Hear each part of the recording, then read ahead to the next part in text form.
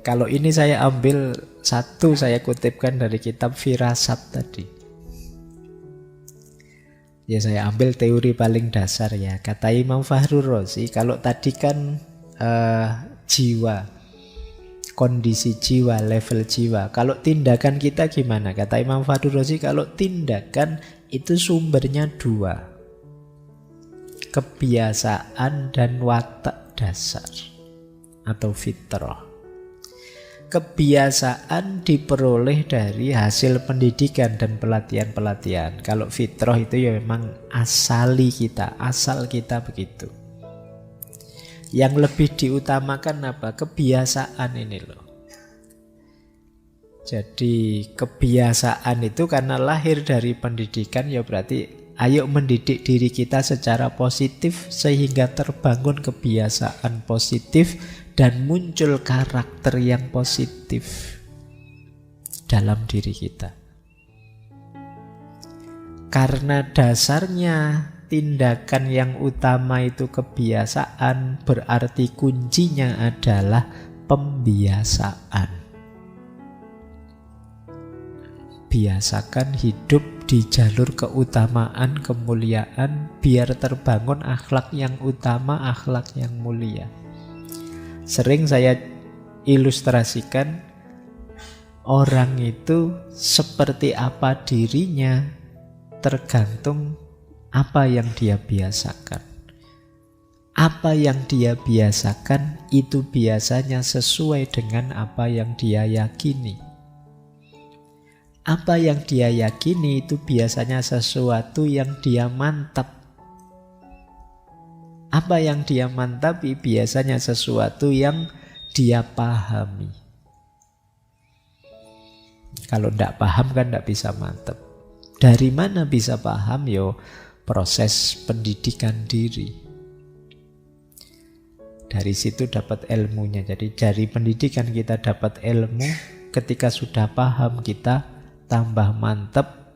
Ketika mantap kita yakin. Ketika yakin kita akan menjalankannya, dan ketika kita istiqomah lama-lama terbiasa. Kalau sudah dibiasakan jadi akhlak, jadi karakter kita. Kalau sudah jadi karakter, dia akan keluar secara otomatis. Kalau sudah dibiasakan ya otomatis. Kalau sampean biasanya ngomong saru-saru misalnya, dibiasakan begitu ya nanti keluarnya otomatis. Nggak pakai mikir, wis mencototnya itu yang saru-saru juga. Karena pembiasaan. Gitu. Kalau dibiasakan ngomong halus, ngomong sopan, kadang-kadang sama temennya sendiri juga rasanya risih kalau ngomongnya kasar. Kenapa? Karakter. Maka jangan menghargamatikan hal-hal buruk yang kita miliki sebagai manusia. Hal buruk itu misalnya, saya memang orangnya gini kok Pak, kalau ngomong belak-belakan sampean jangan baper loh Pak. Iya, tapi kalau ngomong belak-belakan yang menyakiti itu sebenarnya bukan harga mati. Bisa kok diubah. Kadang-kadang kan ada orang itu alasannya, yo saya sudah terbiasa begini, yo mau gimana lagi. Enggak, jangan mau gimana lagi. Bisa kok kalian jadi lebih baik. Dengan cara apa? Biasakan. Saya memang keras gini, mau apa kamu? Iya ya, tapi ya jangan dihargamatikan. Kalau memang pengen santun, pengen lembut, bisa. Wong manusia itu tergantung bagaimana dia membiasakan dirinya. Baik, itu salah satu rumus tindakan. Jadi ya memang manusia punya watak bawaan, tapi sebenarnya yang dia lakukan lebih banyak dibentuk oleh pendidikan, pelatihan, dan pembiasaannya di tengah masyarakat. Ya kayak kalian ini misalnya sudah terlanjur tiap Rebo malam sering ikut ngaji misalnya. Nggak ikut kan rasanya nggak enak. Atau sebaliknya, nggak pernah ikut ngaji, diajak ngaji mesti berat. Kenapa? Belum terbiasa. Nah, jadi itu diantara keunikannya manusia. Oke, saya lanjutkan waktunya. Ini mungkin terpotong batuk tadi ya, waktunya jadi mepet. Materinya belum habis. Nah, kebahagiaan sekarang. Imam Fakhrur Razi punya konsep yang khas tentang kebahagiaan. Beliau realistis. Ya, kebahagiaan itu ada kebahagiaan ruhani, ada kebahagiaan jasmani, kebahagiaan luar. Kalau rohani, kebahagiaan dalam. Apa kebahagiaan batin? Kebahagiaan rohani itu sempurnanya potensi pengetahuan dan keindahan. Kalimatnya unik ya. Maksudnya apa? Ya, pengetahuan yang kita miliki itu utuh, sempurna, dan bisa diimplementasi. Ketika kita mengimplementasikannya, disitulah muncul keindahan. Keindahan hidup dalam ilmu. Itu membahagiakan. Kita sadar bahwa manusia itu tidak boleh sombong. Dan kita sukses untuk tidak sombong. Bahagia kita. Misalnya kita tahu bohong itu jelek. Ada situasi yang mendorong kita untuk bohong. Tapi kita berhasil mengalahkan situasi itu, tetap kita jujur, itu membahagiakan. Itu kebahagiaan batin. Jadi kombinasi antara pengetahuan dan keindahan hidup. Ya kalau kebahagiaan lahir ya biasa saja sih. Kebahagiaan lahir itu harta, kedudukan, dan lain sebagainya. Ya, ini memang membahagiakan juga. Tapi yang lebih hakiki kebahagiaan batin. Untuk bahagia batin syaratnya antara lain adalah 4. Takwa, jujur, bisa dipercaya, dan istiqomah. Takwa itu berarti hidup yang terkendali, hidup yang terkontrol, sesuai dengan kehendak dan ridhonya Allah. Dari kata dasar wako, yaki, wikoyatan, ittaqo, yattaqi, berhubungan dengan kemampuan mengendalikan diri. Jadi orang bertakwa itu orang yang mampu mengontrol, mengelola, mengendalikan dirinya, hidup sesuai kehendaknya Allah. Inilah orang bertakwa. Kemudian jujur. Jujur itu ya objektif apa adanya. Kalau iya bilang iya, kalau tidak bilang tidak. Setuju bilang setuju, tidak setuju ya bilang tidak setuju. Dapat dipercaya. Jadi kalau ngomong A ya besok memang A. Kalau sudah janji B ya besok dilakukan B. Nah, berarti nanti kalau ada yang janji-janji waktu kampanye kok tidak dipenuhi, ya kemungkinan tidak bahagia. Karena syaratnya bahagia itu kalau sudah janji dipenuhi sehingga dia bisa dipercaya orang. Dan istiqomah. Istiqomah itu tadi ya, membiasakan diri dalam kebaikan-kebaikan yang ingin kita jalankan. Ini syaratnya bahagia menurut Imam Fakhrur Razi. Jadi takwa, jujur, dapat dipercaya, dan istiqomah. Ngomongnya cepet tapi melaksanakannya bisa bertahun-tahun kamu latihan untuk takwa, jujur, dapat dipercaya, istiqomah. Ini perjuangan paling berat. Istiqomah itu seperti dulu pernah kita ngaji ya, rasanya ringan tapi kalau dijalankan berat.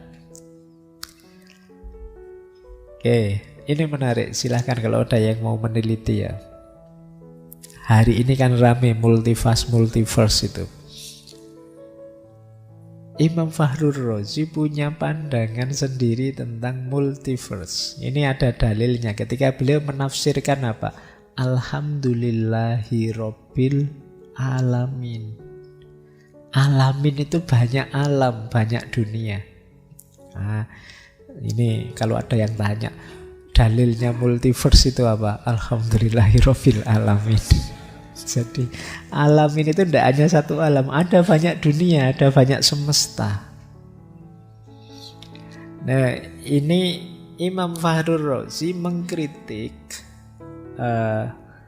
para filosof seperti Aristoteles dan Ibnu Sina yang menganggap ya alam semestanya hanya satu yang berputar seperti kita rasakan ini.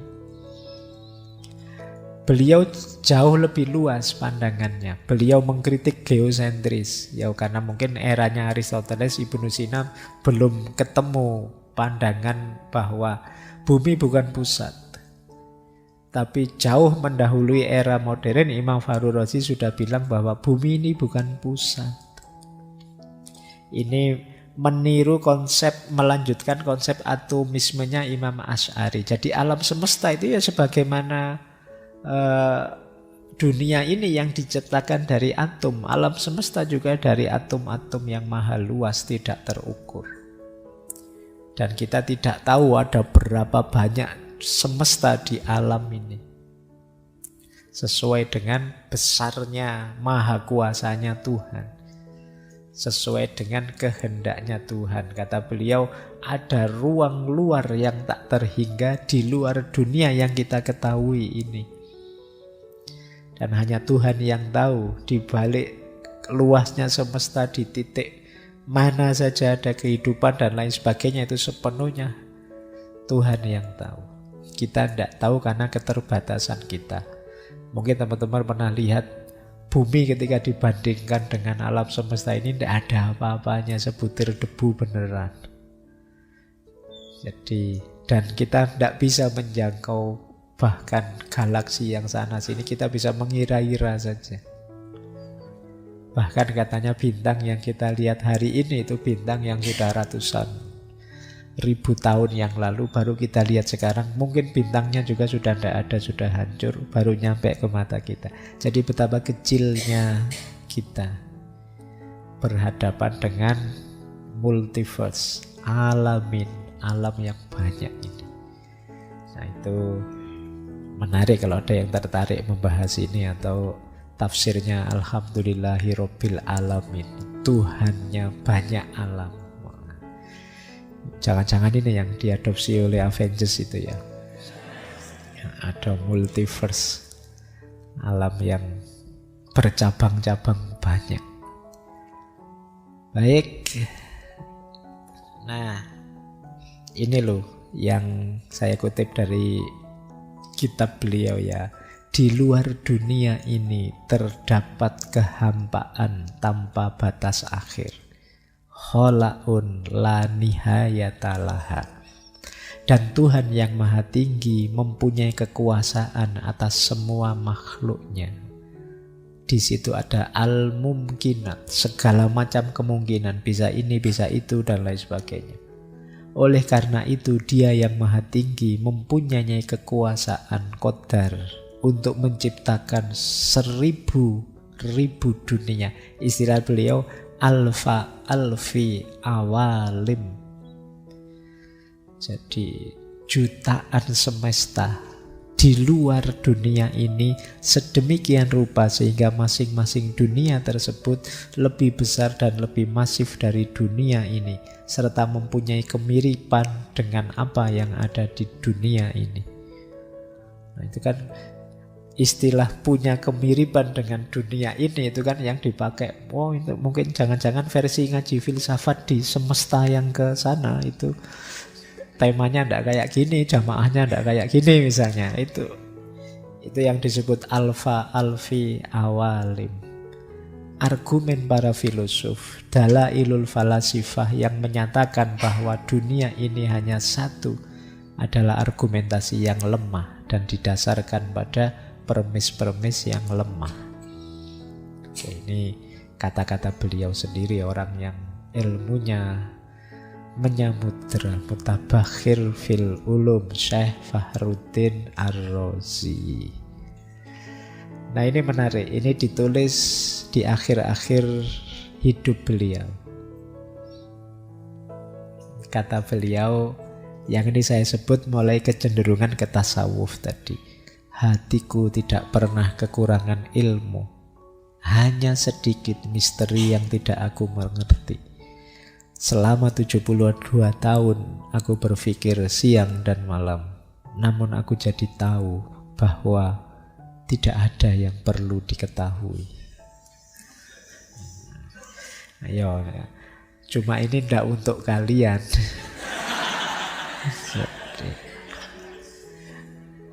Jadi orang boleh komentar bahwa ternyata makanan ini tidak enak setelah dia memakannya. Yang belum makan tidak boleh komentar. Ini beliau bisa bilang begini setelah mengalami pengalaman 72 tahun itu. Kalau kalian ya berarti belum levelnya.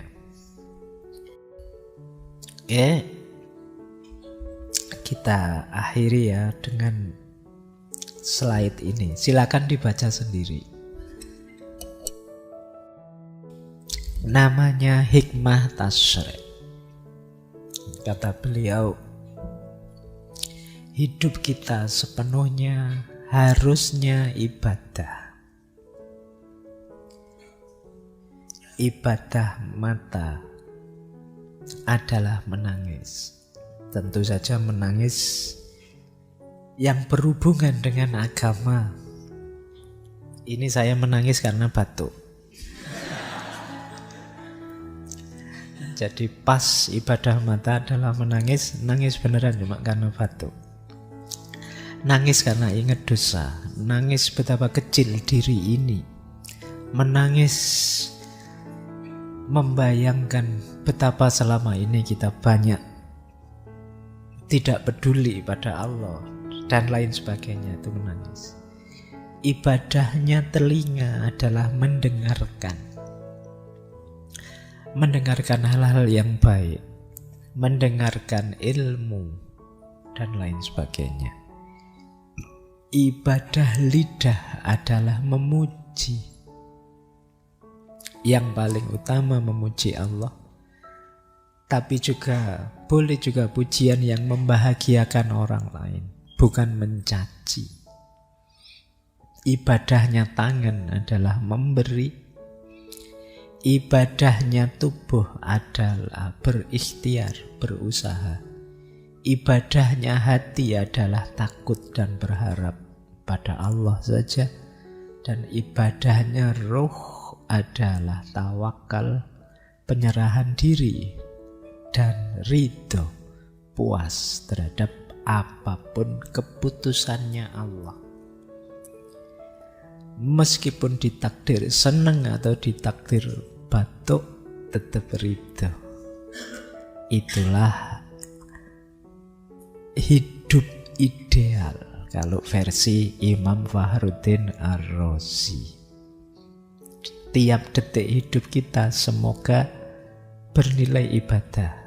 Kalau ngaji gini paling tidak telinganya ibadah, badannya ibadah karena berikhtiar mencari ilmu.